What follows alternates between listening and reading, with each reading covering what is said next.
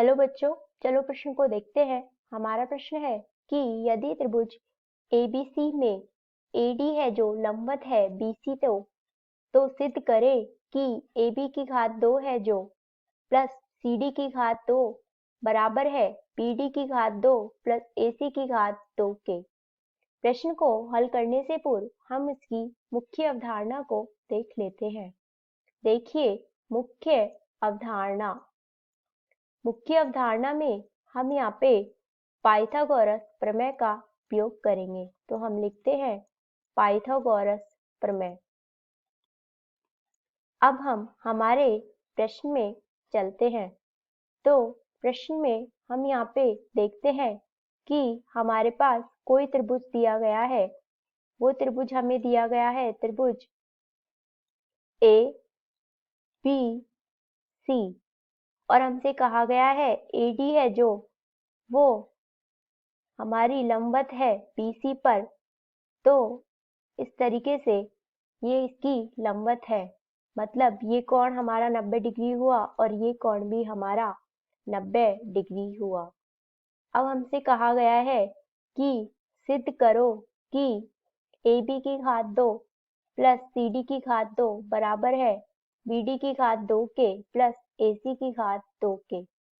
इस तरीके से अब हम सबसे पहले हमारे त्रिभुज ए डी बी में देखते हैं।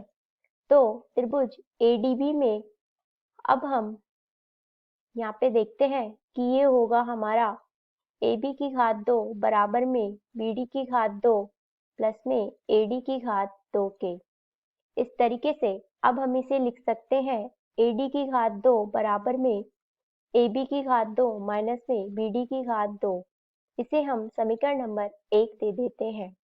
इसी तरीके से अब हम त्रिभुज ADC में देखते हैं।